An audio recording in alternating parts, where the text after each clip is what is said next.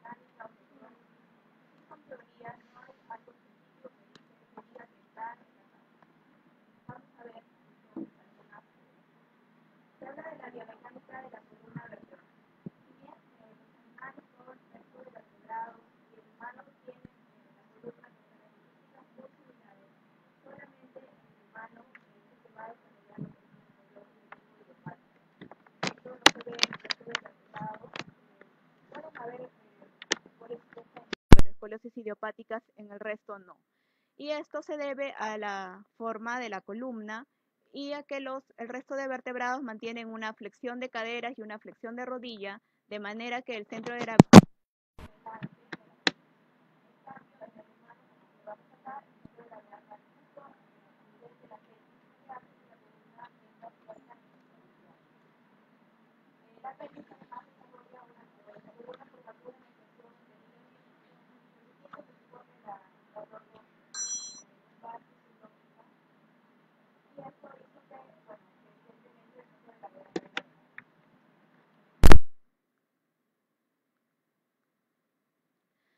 ¿qué sucede en el resto de vertebrados, no? En vertebrados tienen la estructura de la columna como un puente colgante, de manera que esto les da estabilidad. En cambio, en los humanos no sucede de esta forma.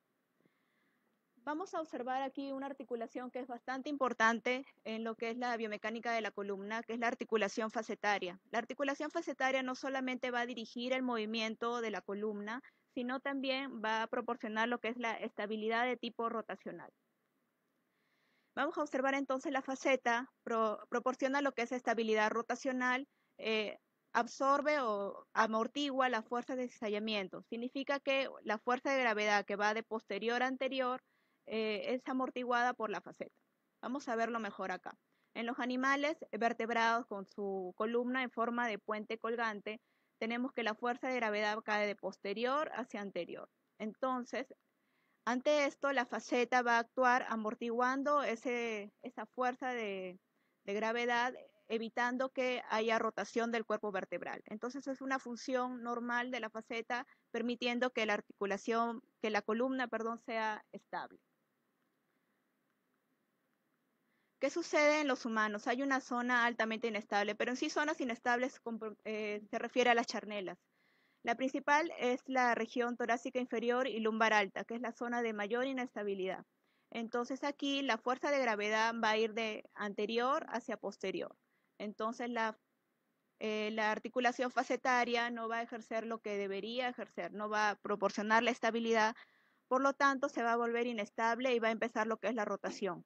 Entonces se dice que para que se presente la escoliosis idiopática, lo primero que ocurre es una rotación del cuerpo vertebral. Se habla también de factores genéticos, algunas alteraciones de cromosomas que pueden ser 6, 9, 16, 17 y otros hablan de alteraciones en el cromosoma 19. También hay teorías sobre el sobrecrecimiento o sobre la presión en ciertos lugares en la vértebra. Se habla de la ley de Wetter y Volkmann, donde hay un crecimiento vertical asimétrico de las vértebras. En la zona cóncava hay mayor presión y en la zona convexa hay menor presión, de manera que se produce un acuñamiento del cuerpo vertebral. También se habla del disco intervertebral. Hay un desplazamiento del núcleo hacia el lado convexo y en los que tenemos el anillo fibroso, en el lado convexo va a estar estirado y comprimido en el lado cóncavo. Se habla también de problemas en el ligamento. Hay estudios que se hicieron en conejos que se les realizó una resección de la mitad de los ligamentos de la columna y ellos empezaron a presentar lo que es la escoliosis. Se habla también de los músculos paravertebrales, que son los que en sí los músculos más los ligamentos son los que nos proporcionan la estabilidad en la columna. pero se dice que si una columna no tuviera ningún músculo, solamente con ligamentos, podría soportar una carga axial solamente de 20 newtons. Por eso la acción de los músculos es bastante importante. Ahora, estos músculos se dicen que tienen mayor actividad en el lado cóncavo, por eso tienen una ventaja mecánica. Se habla de músculos muy pequeños, como el transverso espinoso, que son pequeños, son oblicuos, que van de entre una vértebra y otra vértebra, y también se habla del músculo cuadrado lumbar. También otra teoría habla de las costillas. Hay estudios que hablan de los niños que se les realizó toracotomía, ellos empiezan a desarrollar lo que es escoliosis. Entonces, para tener una alineada columna, vamos a tener que tener una caja torácica también simétrica. Ahora, entrando en lo que es la clasificación de la escoliosis idiopática, hay 3 clasificaciones. Si bien las tres se tienen que usar, ninguna es excluyente de la otra. La primera es la clasificación cronológica. La clasificación cronológica nos habla de la edad del diagnóstico. Se divide en infantil, de 0 a 2 años, juvenil, de 3 a 9 años, del adolescente, de 10 a 17 años, y la edad del adulto, más de 18 años. Si ustedes revisan alguna bibliografía americana, van a encontrar escoliosis de presentación temprana, que se refiere a la infantil y la juvenil. Y también pueden encontrar otro que habla de presentación tardía, que se refiere a la del adolescente. Tenemos otra clasificación que es la clasificación angular. Esta está en la guía del SOSOR de un consenso del 2016. SOSOR es la Sociedad para el Tratamiento Conservador de la Escoliosis. En sí, la guía fue publicada en el 2018. Lo clasifica en leve hasta los 20 grados, moderada de 21 a 35, moderada severa 36 a 40, severa 41 a 50, severa a muy severa 51 a 55 y muy severa de 56 a más. Es importante recordar más cuándo es leve, cuándo es moderada y cuándo empieza a ser severa, ya que el manejo va a variar de acuerdo a los grados. Tenemos también la clasificación topográfica, que es bastante importante. La clasificación topográfica se va a designar de acuerdo a la localización del ápex. Puede ser cervical, cervicotorácica, torácica, toracolumbar o lumbar. Yo he resaltado aquí la toracolumbar o dorsolumbar, que es aquella donde el ápex es T12 o L1, que muchas veces se tiende a confusión cuando tenemos escoliosis de 2 curvas, ¿no? De una curva dorsal y una curva lumbar, que no es la toracolumbar, donde les estoy mencionando nuevamente que el ápex es T12 y L1. En la historia clínica, el motivo de consulta, la mayoría lo que viene es porque ve una alteración en sus hombros o una alteración, una asimetría en el tórax o en la cintura. Muy poco es que vengan por dolor. Siempre a un paciente que venga por dolor hay que excluir que sea por otras causas ese dolor. En la historia clínica es importante detallar la edad de inicio, ya que hemos visto que hay una infantil, hay una juvenil y hay una del adolescente. La fecha de la menarquia también es importante, ya que en las niñas que aún no tienen la menarquia tienen mayor riesgo de que avance la curva. También después de la menarquia, un año después de la menarquia empieza a aparecer lo que es el Reiser, el signo de Reiser, que para evidenciar lo que es la madurez esquelética. Bueno, obviamente la presencia de dolor, hay que ver si tiene síntomas neurológicos que nos hablarían de otras causas de escoliosis, no la idiopática, cuál es la autopercepción de su deformidad y bueno, si hay algún antecedente familiar. En el examen físico vamos a ver más detallado después, pero hay que considerar lo que es la talla, que nos podría hablar de repente de un Marfan, la exploración de la marcha y la exploración neurológica para descartar escoliosis secundarias, la valoración del desarrollo puberal se puede hacer el Tanner, ¿no? Bueno, la simetría de hombros y el test de Adams, que lo vamos a observar después. En el examen físico, el paciente tiene que estar en ropa interior y parado en su posición habitual. Como hemos dicho que es una deformidad tridimensional, vamos a observar en esos 3 planos. En el primero, en el plano coronal, vamos a observar desde la parte de adelante asimetrías en lo que es la caja torácica. Puede ser petum excavatum, petum caruinatum, o también podríamos observar alguna cicatriz de una toracotomía, etc. Desde la parte posterior vamos a observar lo que es el nivel de los hombros, el nivel de las escápulas, la cintura. Se puede usar, hay una evaluación denominada TRACE o TRACE, que es una evaluación para ver la estética del tronco, que lo divide en hombros, escápula, hemitórax y cintura. El hombro se evalúa del 0 al 3, escápula del 0 al 2, hemitórax del 0 al 2, cintura del 0 al 4. Vamos a observarlo acá mejor. En hombros, 1 es leve, 2 moderado, 3 importante. Escápula, 1 es leve, 2 importante. Cintura, 1 muy leve, 2 leve, 3 moderada, 4 importante. Y el hemitórax, 1 es leve, 2 importante. Estos tres primeros se evalúan mirándolo directamente desde atrás. El único que es desde una posición oblicua es el hemitórax.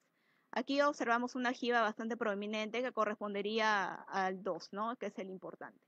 Ahora, esta valoración se hace la sumatoria de todos los puntos y se le suma 1. Esto ya es una medida ya matemática determinada para esta evaluación, que nos permite nosotros en los seguimientos volvemos a hacer el trace y podemos evaluar clínicamente si hay mejoría con el tratamiento. Hay que evaluar también la discrepancia de miembros inferiores, que podría hablarnos de otra escoliosis también, que sería una escoliosis secundaria a esta dismetría. La evaluación de la línea de la plomada, trazamos una plomada desde C7, tiene que pasar por la línea interglútea, que sería lo normal. Evaluamos el otro plano, que es el plano sagital, donde observamos, podemos observar aumento de la cifosis o de la hiperlordosis, o incluso podríamos obtener un dorso plano. El último plano que les mencionaba es el plano transverso. Esto lo evaluamos con el test de Adams. En el test de Adams vamos a observar una jiba. Aquí vamos a observar cómo es la correcta evaluación del test de Adams. El paciente tiene que estar con las piernas extendidas, con las rodillas extendidas y hacer una flexión anterior del tronco, manteniendo las manos juntas.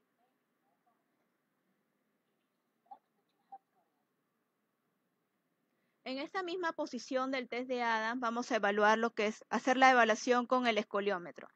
Aquí lo vamos a observar, es el escoliómetro es esta regla que nos da una graduación en grados. El valor más de 5 a más es punto de corte para hacer un screening y pedirle al paciente una radiografía. Vamos a observar aquí, entonces el escoliómetro lo que nos da es una valoración del ángulo de inclinación del tronco. La inclinación del tronco de 7 grados, hay estudios que dicen que si nosotros tenemos 7 grados con el inclinómetro o el escoliómetro, correspondería a tener una curva en la placa radiográfica de 20 grados. Por eso se tomó como punto de corte 5 grados. ¿Sí? ¿Los dos?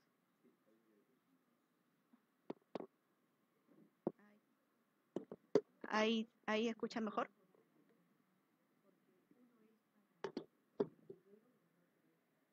Ahí se escucha. Ok. Bueno, como les comentaba, lo del escoliómetro, el punto de corte, como les decía, es 5 grados a más. Aquí son los valores, por ejemplo, con el ángulo de inclinación del tronco de 5 grados hay una sensibilidad de cerca al 100% y una especificidad cerca al 47%. Con 7 grados la sensibilidad es del 83% y la especificidad aumenta hasta un 86%. Otras evaluaciones que se deben realizar para descartar escoliosis secundaria son el test de Romberg, el test de Fukuda, evaluar acortamientos musculares, la fuerza muscular, etc. Este es un cuadro bastante importante donde vamos a observar la tasa de crecimiento longitudinal del niño. Vamos a observar que hay dos picos de crecimiento, donde en esos picos de crecimiento son donde hay mayor riesgo de que la curva avance. Esto corresponde a la edad de 0 a 6 años y el otro pico es de 10 a 13 años que correspondería al estirón puberal. Bueno, entrando al diagnóstico, hay que tomar una radiografía en la incidencia póstero anterior y observamos lo que es el ángulo de Cobb mayor o igual a 10 grados. Entonces, para medir el ángulo de Cobb, obviamente vamos a tomar en consideración las vértebras que tengan mayor inclinación. En la vértebra superior más inclinada sería la vértebra límite superior, vamos a tomar el platillo superior. Y en la vértebra inferior más inclinada tomamos el platillo inferior y de esa manera obtenemos el ángulo de Cobb. La radiografía lo que nos va a permitir es obtener la localización, que esto lo va a determinar por el ápex de la curva. la gravedad según el ángulo de Cobb que hemos medido. El tipo de curva pueden ser curvas simples o curvas dobles. Bueno, la rotación vertebral, alteraciones congénitas que nos hablarían de otro tipo de escoliosis, ¿no? Una escoliosis congénita. La radiografía de pelvis es importante para observar lo que es el signo de Richter y determinar la madurez ósea. Y vamos a observar después la radiografía del test de Bending, si es o no es necesario pedirlas. En lo que es la localización, ya habíamos mencionado el APEX, que era bastante, el APEX nos determinaba el nombre en sí de la escoliosis o de la localización, que podría ser cervical, torácica, toracolumbar, etc. Aquí les traje dos ejemplos. La primera correspondería a una escoliosis dorsolumbar o toracolumbar verdadera, ¿no? Donde el ápex es de 12. Y aquí tenemos una escoliosis con una curva y acá hay dorsal y otra curva lumbar que correspondería a una escoliosis doble curva, dorsal derecha, lumbar izquierda. Lo mismo, esta es una escoliosis doble curva. Esto no es una escoliosis dorsolumbar o toracolumbar. La gravedad ya habíamos mencionado que es según el grado determinado por el ángulo de Cobb. El tipo de curva que ya lo mencioné, tipo de curva única, dobles y la rotación de los cuerpos vertebrales. Para la rotación de los cuerpos vertebrales tenemos el método de Nash y Moe, que es el ampliamente usado, pero hay otros métodos más precisos como usando una regla de Perdriole. Bueno, y las alteraciones congénitas que también la podemos observar en la placa radiográfica. Evaluamos también lo que es el balance coronal y esto se va a realizar trazando una línea desde el centro de C7 hacia caudal y trazamos también una línea desde el centro del sacro hacia cefálico. La idea es que esas dos líneas se unan o no se separen más de 10 milímetros. Si se aleja más de 10 milímetros habría un desbalance coronal. La radiografía lateral también es importante. Primero para obtener lo que es el balance sagital global. Esto lo obtenemos trazando una línea que vaya desde el centro de C7 y tiene que caer por el ángulo póstero superior. Ahora, si pasa detrás sería un balance sagital negativo y si pasa por delante un balance sagital positivo. También hacemos lo que es la evaluación regional, ¿no? Valoramos si hay una cifosis torácica o hay una hiperlordosis lumbar, etc. Hay otro ángulo que es determinado en las escoliosis infantiles, que habíamos visto. La infantil es solamente de 0 a 2 años, que es el ángulo costo-vertebral de meta. Para obtener este ángulo, vamos a ubicar dónde está localizado el ápex, y a ese ápex vamos a trazarle una línea en el platillo inferior. A esa línea le vamos a realizar una perpendicular y vamos a trazar dos líneas que sigan el eje de las costillas. Estos ángulos que hemos tomado los vamos a restar y vamos a obtener que una diferencia de más de 20 grados significa mal pronóstico con un riesgo de progresión hasta un 80%. Una diferencia de menos de 20 grados, el riesgo de progresión solamente alrededor de 20%. La evaluación de la madurez esquelética lo hacemos tomando una radiografía de pelvis, evaluando lo que es el signo de Richter. Se observa lo que es la osificación de la espina ilíaca anterosuperior a la espina ilíaca posterosuperior. Se divide en 4 la cresta para determinar los grados. 0 es que no haya osificación, 1 solamente hasta un 25%, 2 hasta un 50%, 3 hasta 75%, 4 que complete hasta que complete toda la osificación de la cresta y 5 la fusión con el hueso sacro. Hay una nueva clasificación que es el Richter Plus, que el estadio 0 fue dividido en 2 grados. 0 menos cuando hay no osificación del cartílago trirradiado y 0 o 0 más cuando hay osificación del cartílago trirradiado. Aquí lo observamos, aquí el cartílago trirradiado está abierto y que correspondería a un Richter 0 menos, que obviamente tendría el paciente mayor riesgo de progresión de la escoliosis. Hay una tendencia actual que es la reducción de la exposición a rayos X, ya que en estos pacientes generalmente los vamos a seguir por bastante tiempo hasta que terminen su crecimiento. Entonces, según el consenso del 2012, la incidencia que vamos a tomar es la radiografía póstero anterior, ya que disminuye las dosis de radiación en el tejido mamario.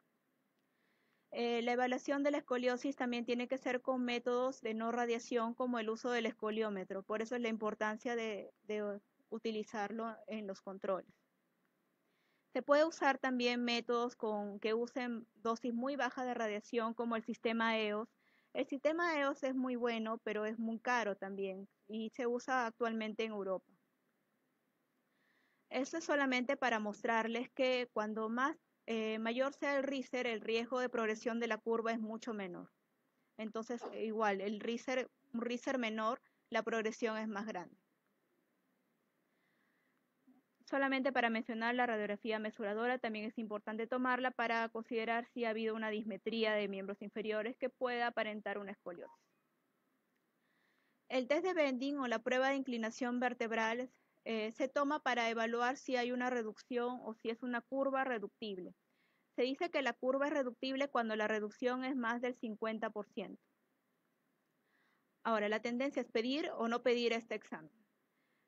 Para mostrarles cómo es la medición, un paciente en su posición habitual, vamos a tomar la medida del ángulo de Cobb en las vértebras que habíamos mencionado, las más inclinadas. En este caso hemos tomado el platillo superior de D5 y el platillo inferior de D11. Entonces, para pedir una radiografía test de bending, le pediríamos con inclinación dorsal hacia la derecha. Y esto es la radiografía. Tomamos los mismos lugares que hemos considerado para medir el ángulo de Cobb acá. Y aquí obtenemos que salió 1 grado y aquí teníamos 31, si no me equivoco. Entonces hemos visto que reduce más del 50% y es una curva reductible. Entonces, ¿lo pedimos o no? La tendencia actual es que raramente se prescribe esta radiografía. Solamente lo pediría traumatología si es que el paciente va a ser operado. Es fundamental, sí, para el planeamiento quirúrgico y para seleccionar el nivel de la fusión. En la curva compensatoria, el concepto básico es que corrige espontáneamente, por lo que no debería ser rutinariamente atravesado esa área. Entonces, para nosotros, para rehabilitación, no es determinante para el diagnóstico, porque nosotros ya lo vamos a saber con las otras radiografías, ni para la prescripción o vamos a modificar nuestro tratamiento por esta radiografía. Y también nos sirve para minimizar la radiación. Entonces, ya no hay que pedirlo de manera rutinaria. Las indicaciones de TAC y resonancia se pueden pedir cuando hay anormalidad ósea, anomalías congénitas, displasia, sobre todo cuando tenemos un dolor que nos sugiera alguna otra causa, deterioro neurológico o una evaluación preoperatoria de todas maneras y cuando el paciente es menor de 10 años. Ahora entrando ya al tratamiento. Los objetivos básicos del tratamiento: detener la progresión de la curva, prevenir o tratar la disfunción respiratoria, prevenir o tratar síndrome de dolor espinal y mejorar la estética a través de la corrección postural. Dentro de los objetivos específicos, vamos a tener ciertos objetivos si consideramos los grados. Si tenemos un grado leve, el objetivo primario es que la curva permanezca a menos de 20 grados. Si tenemos moderado, que permanezca a menos de 30 y si tenemos severo, menos de 45. Dentro de las medidas generales y preventivas hay que considerar los picos de crecimiento que ya lo habíamos visto, las edades donde hay mayor riesgo de que avancen las curvas, la evaluación de los niños usando el test de Adams y usando el escoliómetro, tomando como el screening los 5 grados, otras medidas como higiene postural, los deportes para mejorar la capacidad aeróbica y una nutrición adecuada. El tratamiento es con un equipo multidisciplinario, pero el médico rehabilitador es el que va a determinar cuál va a ser el plan de tratamiento. Van a trabajar también en el equipo el terapista físico, el terapista ocupacional, psicología, servicio social, los ortesistas y otros profesionales que podrían ser los traumatólogos ya cuando el paciente va a operarse. ¿Cuándo terapia, cuándo corset y cuándo cirugía? Vamos a ver primero algunas cosas sobre la terapia. Lo último es hacer los ejercicios específicos para escoliosis. La guía de Soso recomienda este tipo de ejercicios que se basan en autocorrección en 3D, entrenamiento en ABD, estabilización de la postura correcta y la educación del paciente. Los ejercicios que más se usan actualmente son el CEAS, que son ejercicios específicos para escoliosis, aunque hay otros métodos que podrían usarse, como el CROSH, que corresponde a la escuela alemana, o también a la escuela de Barcelona, también tiene su tipo de ejercicios. Estos ejercicios lo que hacen es autocorrección activa, son ejercicios específicos, individuales para cada paciente. Lo que hacen es aumentar la conciencia del paciente sobre la deformidad y aseguran el uso de la ortesis.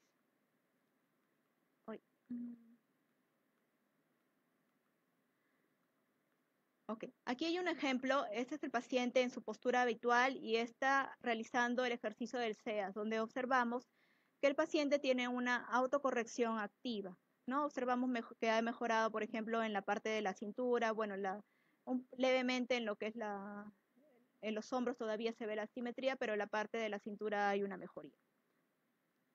Este es un ejemplo también de un paciente en su postura habitual en la placa radiográfica y una placa radiográfica realizando el ejercicio de autocorrección, donde se observa también mejoría del ángulo de Cobb. Este ejercicio se debe hacer en diferentes posturas, imitando todas las actividades de la vida diaria del paciente. Ahora sí, ¿cuándo terapia, cuándo corset y cuándo cirugía? Es de acuerdo a los grados de Cobb que había mencionado antes, cuándo es leve, cuándo es moderada y cuándo es severa. Hay una teoría del paso a paso de Sibila que implica primero desde la observación, siguiendo por ejercicios, siguiendo por los corsets de tipo rígidos, el corset súper rígido como el esforcesco y por último la cirugía. En las escoliosis leves, el tratamiento es solamente ejercicios terapéuticos específicos, que hablábamos del ejercicio de tipo SEAS. Ahora, si nosotros en los controles encontramos una progresión mayor o igual a 5 grados, ya se indicará el uso del corset y el manejo como si fuera una escoliosis moderada. Las escoliosis moderadas, ya habíamos visto que a partir de 21 grados, el tratamiento es uso del corset rígido de tiempo completo, 23 horas al día, más terapia física. El monitoreo con la radiografía es cada 6 meses, pero no significa que cada 6 meses va a venir el paciente, sino el paciente puede venir cada 3 meses. Vamos a ver después cuál es el tiempo que deberían venir ellos a consulta. Antes del uso del corset hay que tomarle una radiografía puesto el corset para observar si están correctos los puntos de contrapresión de la curva. El corset rígido posteriormente se va a descontinuar, se va a quitar cuando el paciente llegue a un Riser 4 o Riser 5. Vamos a observar después cómo es el correcto destete del corset. Los diferentes corsets rígidos vamos a tener Boston, Lyonés, hay Chenot, etc. En sí, cualquiera, uno va a recomendar o va a usar el corset que más maneje. Este es un corset que también lo podemos usar en las escoliosis moderadas, que es el único corset de tipo flexible, que es el Spinecore. El Spinecore se usa en escoliosis idiopática solamente de 20 a 30 grados.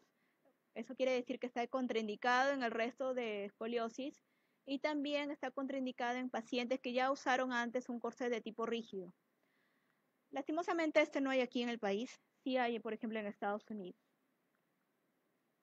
En el caso de las escoliosis ya severas de 41 a más, podríamos mandarle un corset de tipo rígido a tiempo completo, pero la indicación primero siempre va a ser que nosotros mandemos una consulta para un tratamiento quirúrgico, en sí para que el paciente conozca todas las posibilidades que tiene de tratamiento. Si el paciente decide o no decide operarse, bueno, ya es la decisión propia del paciente. Si no decidiera operarse, nosotros tendríamos que mandar un corset rígido de tiempo completo, o de repente el paciente quiere posponer su cirugía hasta terminar la madurez. Este es un corset especial, que es el corset esforcesco, que es para curvas hiperrígidas y súper severas. De 40 a 50 grados es un corset hecho de policarbonato. Es tan duro que se dice que es similar a que el paciente usara un yeso.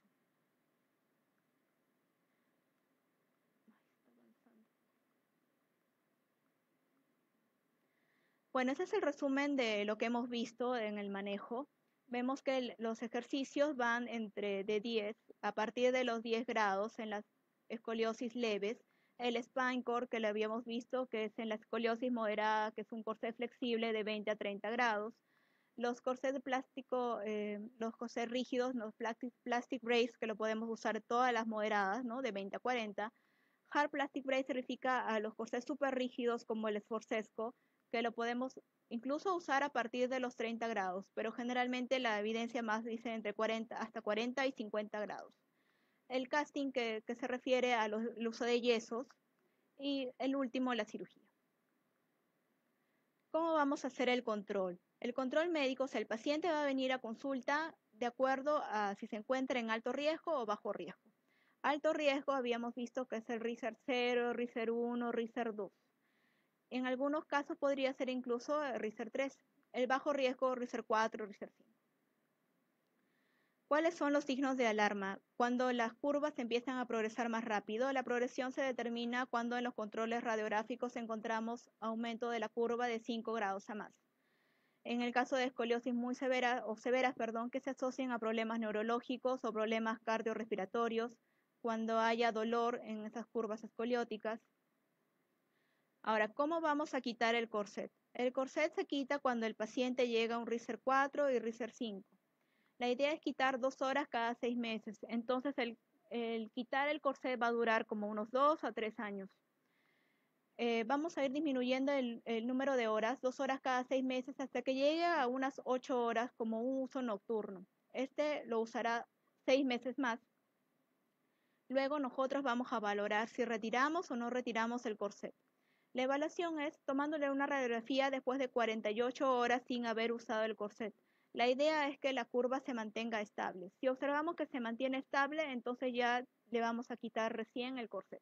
Ahora, eso no quiere decir que está de alta todavía. Luego del destete del corset, la Sociedad de Investigación de Escoliosis recomienda el mínimo un seguimiento de 2 años después del destete y la madurez esquelética. SOSOR, que es la Sociedad para el Tratamiento Conservador de la Escoliosis, recomienda el seguimiento de mínimo de 1 año. ¿Por qué estos seguimientos? Porque se ha demostrado que 6 meses después de quitarle el corset es la fase de mayor progresión de la curva. La magnitud de la curva se estabiliza más allá de los 2 años después del destete del corset. Entonces, en primer lugar, es preferible que el paciente haga una visita anual para determinar cómo va a ser el comportamiento de la curva en la edad adulta. De acuerdo a esto, nosotros, si ya determinamos que es una curva estable, vamos a seguir con este protocolo. El protocolo ISICO es del Instituto Italiano de Columna Vertebral, donde nos dice cuáles van a ser los controles luego del alta. Cuando tenemos al final del tratamiento una curva de menos de 20 grados, el control clínico va a ser cada 5 años. Vamos a citar al paciente. Si es entre 20 y 30 grados, lo vamos a citar cada 3 años. Si es entre 31 a 40 grados, cada 2 años, y más de 40 grados, el control anual.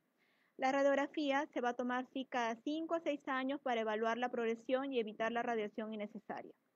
Nos recordemos que estos pacientes ya terminaron lo que es la madurez esquelética. Entonces, la patología o la fisiopatología normal de la escoliosis es avanzar 1 a 3 grados por año. Entonces, si nosotros tomamos radiografías anuales a un paciente adulto, probablemente si lo comparamos con el grado anterior, vemos un grado de diferencia y vamos a pensar que no está avanzando. Realmente nosotros vamos a observar una progresión cuando lo tomamos a los 5 años. Ahora, eso no quiere decir que va a venir a los 5 o 6 años, sino ya sabemos que clínicamente lo tenemos que hacer una evaluación, usando métodos no radiográficos como el escoliómetro y nuestra evaluación de trace. Cuando el resultado final es un ángulo de más de 30 grados, la escoliosis aumenta el riesgo de progresión en la edad adulta, así como el riesgo de problemas de salud y reducción de la calidad de vida. Y más de 50 es casi seguro que la escoliosis va a progresar en la edad adulta y sí va a causar problemas en la salud. Aquí observamos en este cuadro donde tenemos que de 30 a 50 la progresión es posible, en cambio de más de 50 la progresión es altamente probable. La prevalencia de dolor va a estar incrementada en esos ángulos.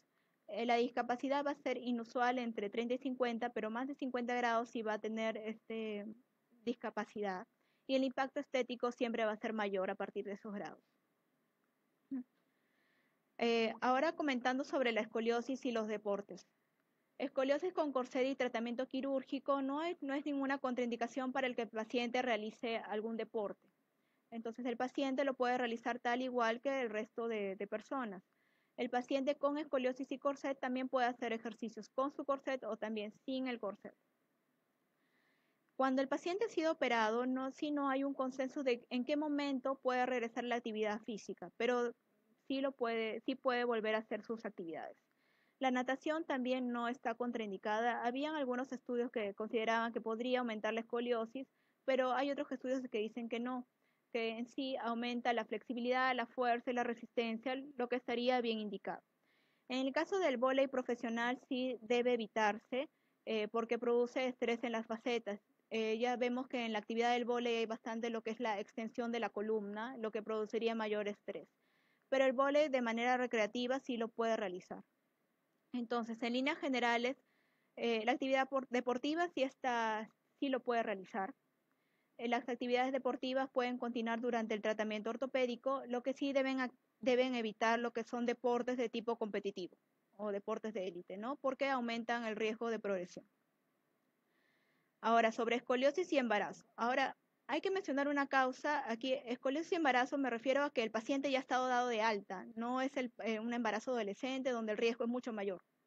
La escoliosis, entonces, en el embarazo no causa que las curvas espinales aumenten ni afecta la estabilidad de la curva. El riesgo de progresión no se va a ver afectado por el número de embarazos, ni por la edad del primer embarazo, ni por la estabilidad de la curva. Tampoco hay riesgo o mayor riesgo de parto por cesárea. La escoliosis no está asociada con un resultado perinatal adverso.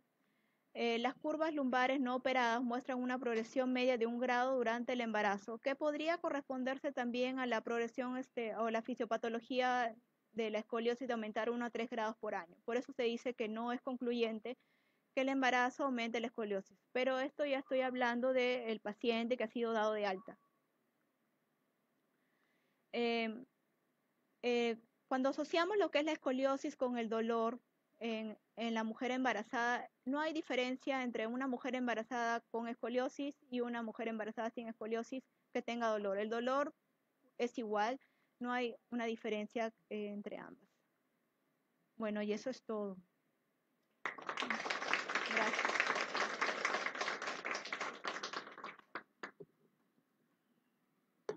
Queremos agradecer por la brillante exposición tan académica, tan clara que nos ha brindado la doctora Karen Amaya. Estoy segura que todos nos hemos quedado con ganas de seguirle escuchando. Probablemente la vamos a invitar, doctora, para que nos haga el favor de ampliar algunos de los temas más que ustedes consideren conveniente. Asimismo, agradecer a todos los médicos de su departamento, así como agradecer a la Federación Médica Peruana por permitirnos una serie de actividades. Siendo así, sí, doctora, nos permitimos, gracias, doctora, hacerle llegar el diploma de agradecimiento a la doctora Karen Amaya Solís por su participación en calidad de expositor en la reunión médica Manejo Conservador de la Escoliosis, realizada en el Cuerpo Médico del Instituto Nacional de Rehabilitación, doctora Adriana Rebasa, Amistad Perú, Japón, el día 21 de enero. Doctora, un fuerte aplauso y nuestro agradecimiento por esa calidad de desear que todos los médicos continuemos en nuestra capacitación. Por favor, alguna gaseosita que podríamos estar, algunas preguntas a la doctora.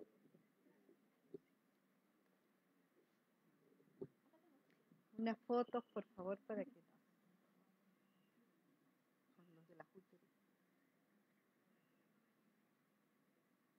podrían venir los de la junta directiva, así como de la junta directiva de los médicos residentes, por favor. Doctor Farro. Sí, la doctora Rosita tiene una pregunta.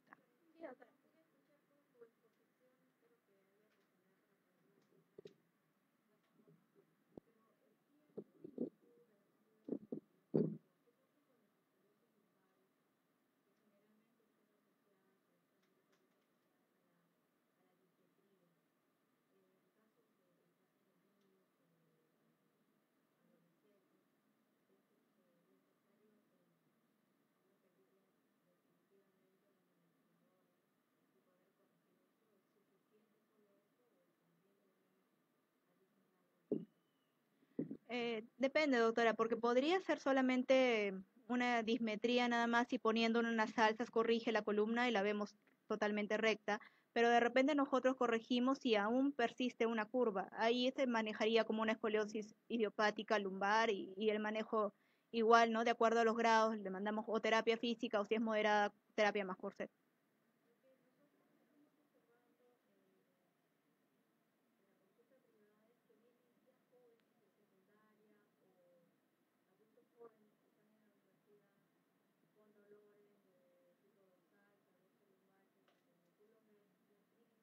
Ujú.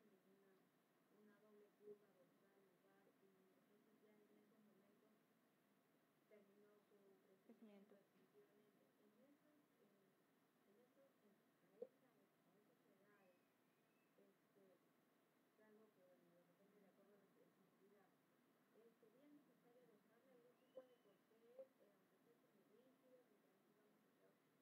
Claro.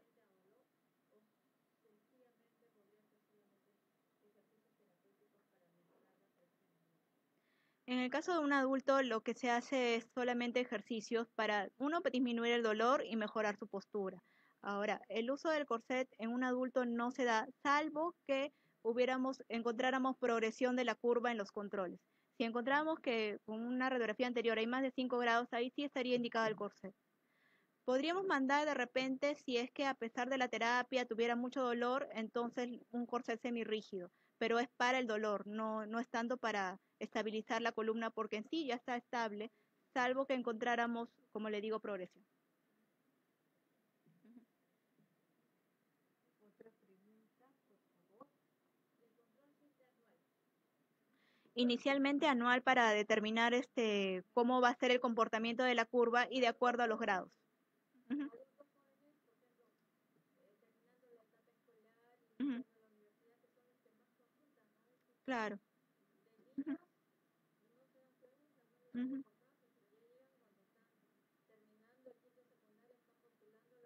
Ujú. Claro.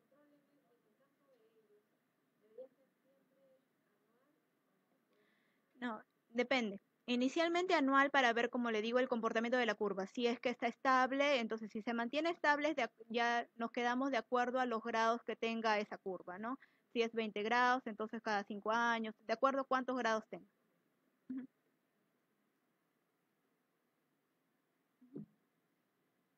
¿Alguna otra pregunta?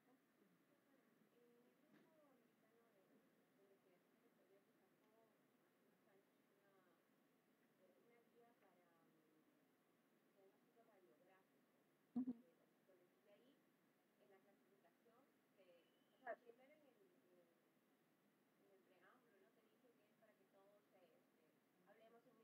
Ujú. Ujú. Ujú. La usan para cirugía. Ujú. Sí se usa, pero en caso de traumatología, cuando empiezan a operar, ahí sí la usan. Ujú. Sí, para nosotros no, pero sí para cirugía, sí.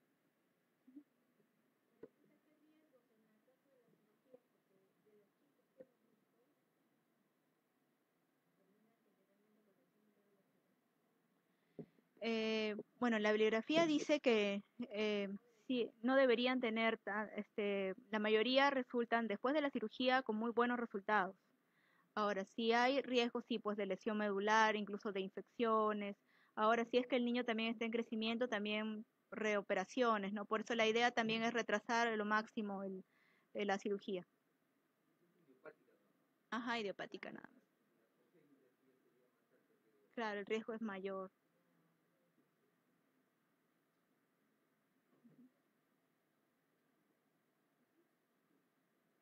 Creo que ya no hay más preguntas. Si no hubieran más preguntas, dos cositas. Uno, aparte del aplauso, para que todos nos tomemos una foto y también la junta directiva del cuerpo médico, así como la junta directiva de los médicos residentes y luego todos con la doctora Karen. Un aplauso para la doctora Karen, por favor. Doctor Farro, la doctora Sandy, la doctora Eva. ¿No está? Una foto y después con todos, con la doctora. Acá nos foto.